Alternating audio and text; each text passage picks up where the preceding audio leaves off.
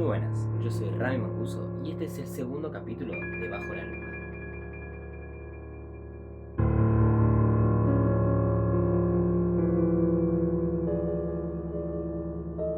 En el día de hoy tenemos la historia de Andrei Romanovich Chikatilo. Él nació el 16 de octubre de 1936 en Ucrania, en época estalinista. En esta época había guerra y esta misma causaba estragos en diferentes ciudades. Uno de los recuerdos que tiene Andrei de joven era encontrar en la calle cuerpos apilados de diferentes personas que habían muerto en lo que era la guerra. Para entender este personaje, fijémonos que durante años convivió con leyendas macabras y con la muerte a su lado.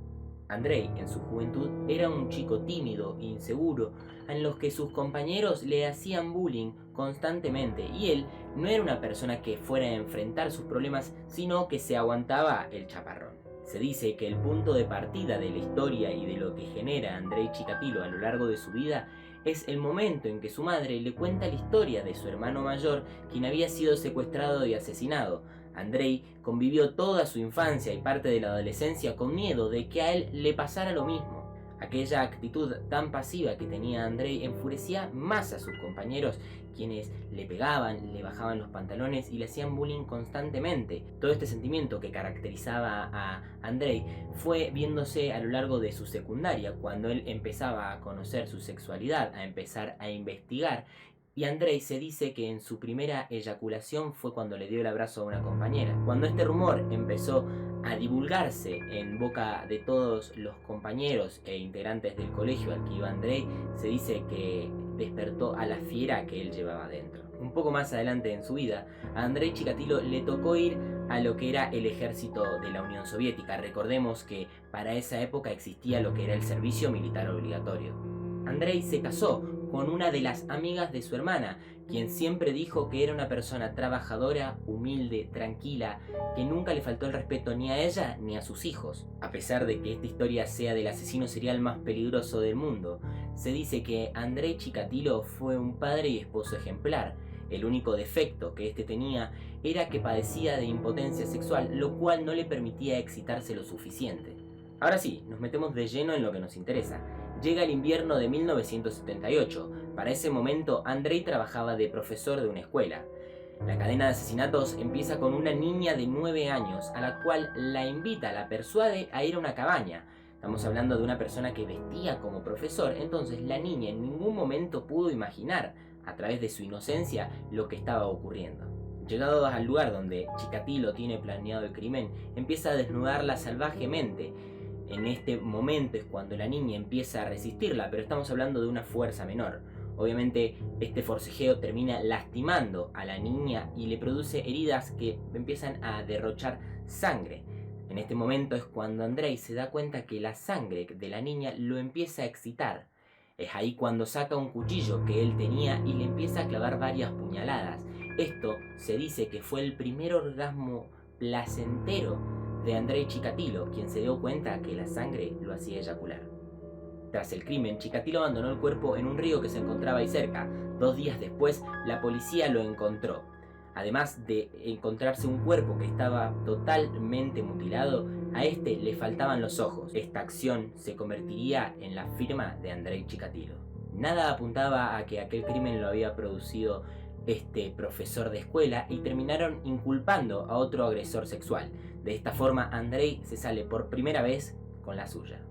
A causa del acoso que sufrió como profesor fue que Chikatilo presentó una renuncia en el colegio y terminó trabajando para una empresa de transporte, lo cual le permitía viajar y salir de la zona en la que él se encontraba y de esta forma ejecutar cada vez más y más crímenes.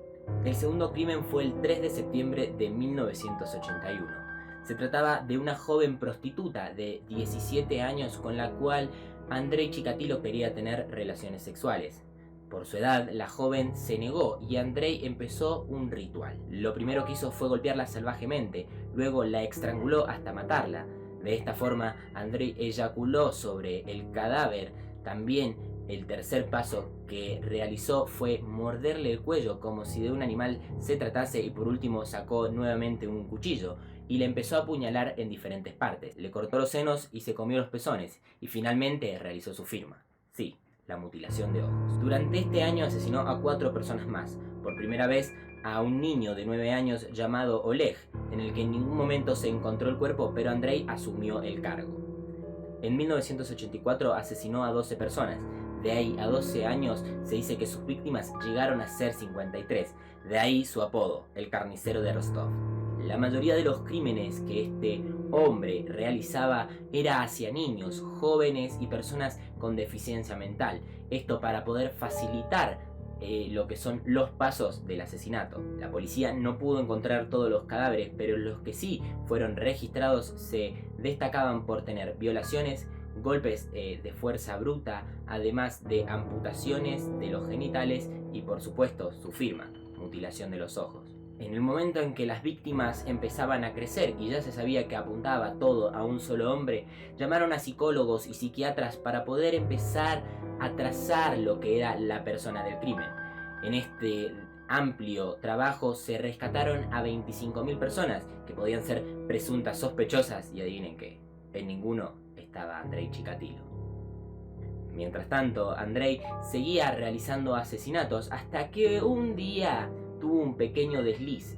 Le propuso a una joven prostituta nuevamente tener sexo oral. Esta, al negarse, llamó a la policía que tenía cerca. A Andrei lo detuvieron y le encontraron un cuchillo, una toalla, un frasco de vaselina. Todo parecía indicar que se encontraban con el mismísimo carnicero de Rostov. Pero había un error. Los análisis de sangre de las pericias de los asesinos no pertenecía a la misma que tendría Andrei Chikatilo. El grupo sanguíneo de Andrei era A y el del asesino AB. Lo raro de todo esto es que fue uno de los primeros casos en los que se vio que la sangre y el semen no tenían el mismo grupo. Pasó casi un año hasta que en 1985 volvió a matar. Esto siguió así su transcurso hasta el año 1990. El 5 de noviembre de 1990 asesinó a una persona en su localidad. En este perito, en esta investigación, trabajaron más de 600 personas operando para descubrir quién era el carnicero de Rostov. 15 días después, Andrei Chikatilo fue detenido en una estación de cita tras que un policía observó que tenía el dedo vendado y manchas de sangre en su camisa. Tardaron 10 días desde su detención para que Andrei hablase, hasta que llegó el momento que dijeron: vení, llamemos a un psicólogo y un psiquiatra. Estos se demoraron 2 horas en poder hacer que Andrei Chikatilo confiese. Durante este tiempo, Andrei confesó los 53 crímenes que él había producido, pero siempre explicando que se debía a la dura infancia que él había tenido. Su testimonio horrorizó a todos los allí presentes, que no podían creer que hubieran dado con el asesino serial más peligroso del mundo.